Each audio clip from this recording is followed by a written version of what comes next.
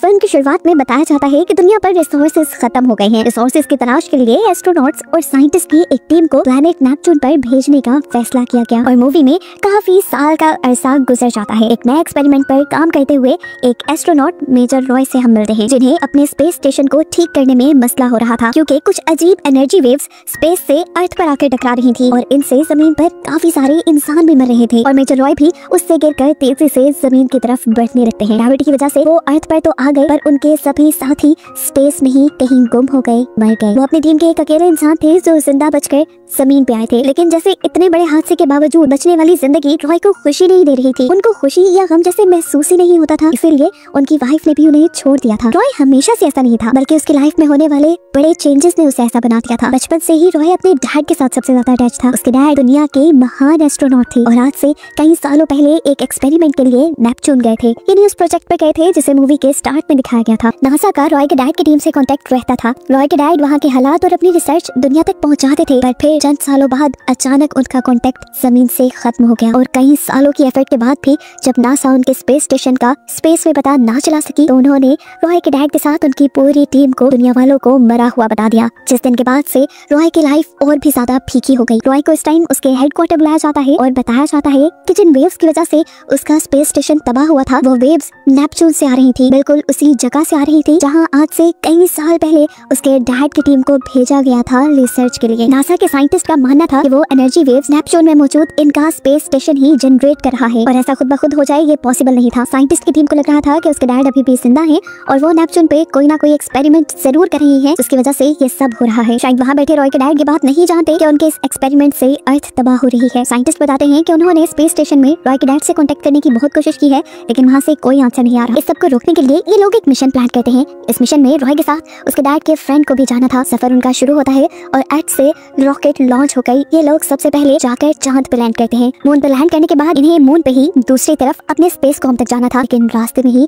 इनके ऊपर यहाँ स्पेस पायरेट्स ने यानी डाकुओं ने हमला कर दिया, जिसकी वजह से रॉय के काफी सारे साथी मारे गए और रॉय भी जख्मी हो गया। फाइनली ये लोग मून के स्पेस कॉम तक पहुंच गए, लेकिन वहां जाकर देखा कि रॉय के बूढ़े साथी की भी तबीयत अब बहुत ज्यादा खराब हो चुकी थी। वो आगे मार्स तक का सफर कंटिन्यू नहीं कर सकते थे, इसलिए उन्होंने अपने आप को यहीं पे रोका। रॉय को एक सीक्रेट चिप और मैसेज दिया और यहाँ पर उन्होंने बताया कि वो लोग नेपच्यून रॉय के डैड को रोकने नहीं जा रहे, बल्कि एक सीक्रेट मिशन पे जा रहे थे जहाँ उन्हें रॉय के डैड के एक्सपेरिमेंट को वहीं पर तबाह करना था, चाहे रॉय के डैड वहाँ जिंदा हो या ना हो। ये सुनकर रॉय को बहुत ज्यादा दुख हुआ, लेकिन फिर उसने मिशन कंटिन्यू कर लिया। लोगों को अब आगे मार्स पे जाना था। मार्स के रास्ते में इनके करीब एक और स्पेस स्टेशन इन्हें मिलता है। रॉय के कैप्टन वहाँ जाने का फैसला करते हैं क्योंकि वहाँ के स्पेस स्टेशन से ये लोग अपनी सप्लाईज पूरी कर सकते थे। यहाँ जाने पे उन्होंने देखा कि ये स्पेस स्टेशन तो बिल्कुल खाली है, यहाँ इन्हें कोई इंसान नहीं मिला, बस लैब में इन्हें एक खतरनाक बिनमानस दिखा। इस बंदर ने इनको देखते ही इनके ऊपर हमला कर दिया। इस हमले में रॉय का कैप्टन जख्मी हो गया, लेकिन रॉय ने आगे बढ़कर अपने कैप्टन को बचाया और फिर उस बिनमानस को एक वैक्यूम चैम्बर में डालते हुए उसका वैक्यूम बिल्कुल खत्म कर दिया, जहाँ पर वो मारा गया। उसको मारने के बाद रॉय अपने कैप्टन को लेकर अपनी शिप में वापस आ जाता है, जहाँ आकर इनको पता चला कि रॉय का कैप्टन अब मर चुका है। आगे का सफर इन्हें अकेले ही तय करना था, लेकिन बड़ा मसला तब हुआ जब मार्स से आने वाली एक बड़ी सी एनर्जी वेव ने उनके स्पेसशिप को घुमा दिया। इस मुश्किल घड़ी में भी रॉय ने हिम्मत नहीं हारी, उसे डर का एहसास नहीं हुआ और उसने अपने स्पेसशिप को हैंडल करते हुए मार्स पर लैंड करवा ही लिया। रॉय के यहाँ लैंड होते ही उसे एक मैसेज के लिए स्क्रिप्ट दी जाती है, जिसे वो अपने डैड के लिए रिकॉर्ड करे और यहाँ मार्स से ये लोग ये मैसेज नेपच्यून भेज सके। असल में नेपच्यून से मार्स तक कांटेक्ट हो पा रहा था, लेकिन अर्थ तक नहीं।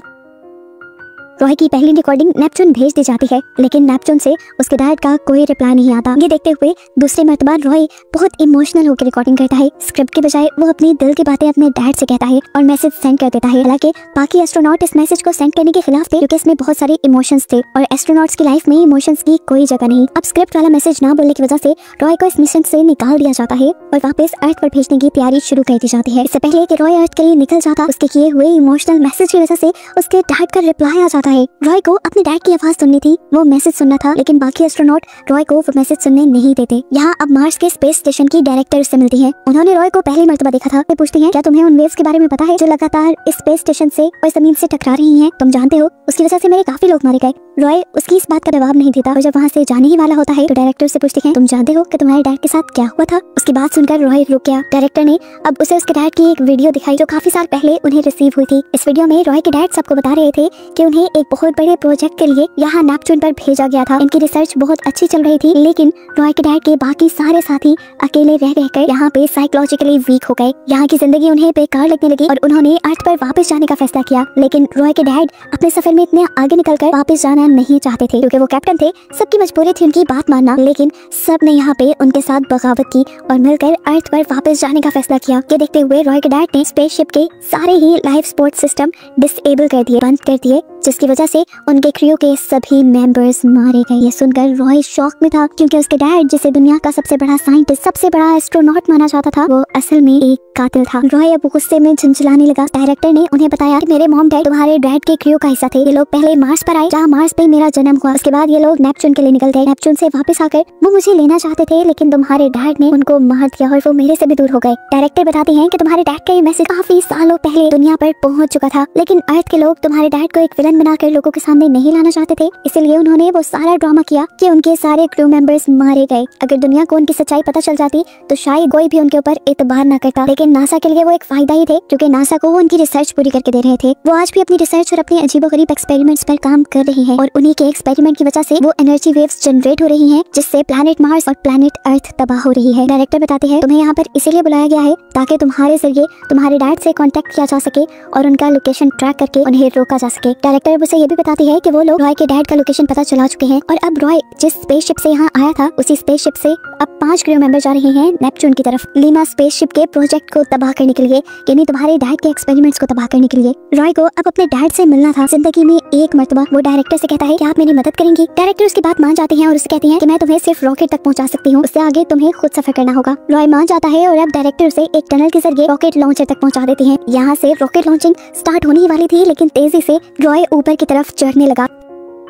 ठीक लॉन्चिंग के टाइम पर रॉय स्पेसशिप का दरवाजा खोल लेता है और अंदर आने की कोशिश करता है, जिससे स्पेसशिप के अंदर खतरे के अलार्म बजने लगते हैं। ये लोग बाहर जब चेक करने गए तो इन्हें बाहर रॉय दिखा, जिसे देखते ही इन सब लोगों ने रॉय को बेहोश करने का डिसाइड किया, क्योंकि वो इनका मिशन खराब भी कर सकता था। इस सब के दौरान इन्होंने ध्यान नहीं दिया कि स्पेसशिप का दरवाजा अभी भी खुला है। स्पेसशिप के दरवाजा खुले होने की वजह से अंदर का प्रेशर काफी डाउन हो जाता है। इन लोगों के ऑक्सीजन टैंक फट जाते हैं। ऑक्सीजन की कमी की वजह से अब यहाँ पर क्रू मेंबर्स मारे जा रहे थे, लेकिन रॉय अभी तक जिंदा बचा था, क्योंकि उसने स्पेस सूट पहना हुआ था। अब उसने अपनी स्पेसशिप का दरवाजा बंद किया और कंट्रोल डेक की तरफ चला गया। वहाँ जाकर उसने अर्थ पर यहाँ स्पेसशिप में होने वाला सारा वाकया बताया और नेपच्यून के लिए सफर शुरू कर दिया। इस पूरे सफर में वो काफी डिप्रेस्ड रहा था। वो अपने डैड को क्या समझता था और उसके डैड क्या निकले, वो तो उसे भी छोड़ गए थे। अपने डैड के वीडियो क्लिप्स देखते हुए उन्हें वीडियोस में उसकी वाइफ भी आ गई, जिसे देखकर उसे दुख का एहसास होने लगा। वो सोचने लगा कि वो ऐसा क्यों है, उसकी जिंदगी में इतना अकेलापन क्यों है। ये सब सोचते सोचते उसे रियलाइज होता है कि उसका ये अकेलापन सिर्फ उसके डैड के दिए हुए डिप्रेशन की वजह से है। उसके डैड के जाने ने उसको मेंटली अनस्टेबल कर दिया था, जिसके बाद से उसने अकेले ही रहना शुरू कर दिया और किसी के साथ भी वो अब कंफर्टेबल नहीं होता था। वो अब थक चुका था। थोड़ा वक्त गुजरता है और दिखाया जाता है कि finally Roy Lima space station Neptune में पहुंच गया था। यहाँ जाते ही उसके रोंगटे खड़े हो गए, क्योंकि उसने देखा कि ये पूरा स्पेस स्टेशन खाली था और जगह जगह मरे हुए एस्ट्रोनॉट्स की लाशें उड़ रही थी। उसे यहाँ अपने डैड भी कहीं नहीं दिखे और आगे जाने पर एक बड़ा सा कंटेनर नजर आया। इसके अंदर ही केमिकल रिएक्शन हो रहा था, जिसकी वजह से एनर्जी वेव्स जनरेट होकर अर्थ और मार्स को तबाह कर रही थी। वो जानता था कि अब उसे इसी कंटेनर को तबाह करना है। वो अपना न्यूक्लियर वेपन लोड करने लगता है कि तभी उसके डैड उसके पास आ जाते हैं। वो ऊपर की तरफ खड़े हुए थे। उन्होंने रॉय को देखते ही पहचान लिया और पूछा, रॉय क्या तुम हो वहाँ पर? रॉय इतने सालों बाद अपने डैड को देखकर इमोशनल हो गया। ना चाहते हुए भी उसने पूछ लिया, कैसे हैं डैड? उसके डैड ने जवाब दिया, थका हुआ हूँ, काफी सालों से इन एनर्जी वेव्स को कंट्रोल करने की कोशिश कर रहा हूँ। ये सुनकर रॉय भी हैरान हो जाता है, क्योंकि उसे तो खबर मिली थी कि उसके डैड जानबूझकर ये सब बना रहे हैं। अब अपने डैड से इसकी सच्चाई पूछता है तो डैड उसे कहानी बताना शुरू करते हैं कि जब मेरे सारे क्रू मेंबर्स यहाँ से जाने लगे तो ये स्पेस स्टेशन भी तबाह होने वाला था। हमारी स्पेसशिप में एक एंटी मैटर था जो स्पेस की दूसरी एनर्जीज को अपनी तरफ अट्रैक्ट करने लगा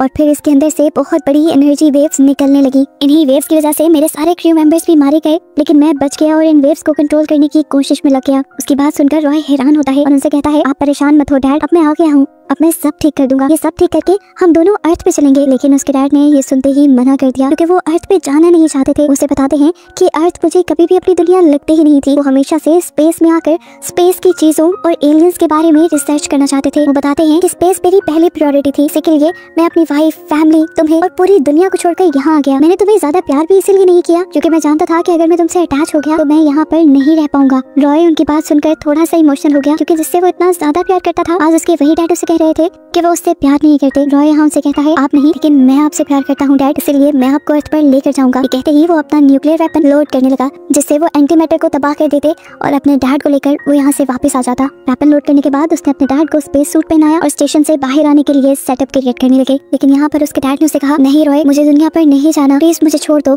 मुझे यहीं रहना है। रॉय वो मेरी दुनिया नहीं है, प्लीज तुम भी मुझे माफ कर दो, क्योंकि मैं भी तुम्हें वो प्यार नहीं दे सका जो मुझे देना चाहिए था, और आज भी मैं तुम्हारा साथ छोड़ रहा हूँ। ये कहते ही वो अपने बेटे के हाथ छुड़वाकर उससे दूर हो जाते हैं। रॉय भी अब अपने डैड को आखिरी गुड बाय कहकर उनकी रस्सी छोड़ देता है। खुद रॉय थ्रस्टर की मदद से अपने आप को खींचते हुए अपनी स्पेसशिप तक वापस आ जाता है। स्पेसशिप में बैठने के बाद उसने देखा कि उसके डैड अब नेपच्यून के ऑर्बिट में पहुंच चुके थे। आखिरी बार अपने डैड को देखने के बाद वो अपना शिप ऑन कर देता है। वो अपना सफर कंटिन्यू करने ही वाला था, लेकिन तभी उसे पता चला कि उसकी शिप का फ्यूल बहुत कम है और इतने कम फ्यूल से वो अर्थ पर नहीं पहुंच सकता था। ये देखकर उसे अफसोस होने लगा। उसे लगा कि वो भी अपने डैड की तरह यही स्पेस में रह जाएगा। लेकिन तभी हमें दिखाया गया कि रॉय ने जो बम प्लांट किया था वो ब्लास्ट हो जाता है। उसके ब्लास्ट होते ही यहाँ पर एक बहुत बड़ी एनर्जी वेव निकलती है जो रॉय के स्पेसशिप को दुनिया तक जाने के लिए पुश दे देती है। रॉय का सफर कंटिन्यू हो जाता है। इस पुश से रॉय का फ्यूल काफी बच गया था। अब वो इजीली अर्थ तक पहुंच सकता था, इसीलिए वो बहुत ज्यादा सेटिस्फाई था। अपने सफर के दौरान वो अपने डैड को दिए हुए डॉक्यूमेंट्स पढ़ता है, जिसमें लिखा था कि इंसान ही इस पूरी यूनिवर्स का, इस पूरी कायनात का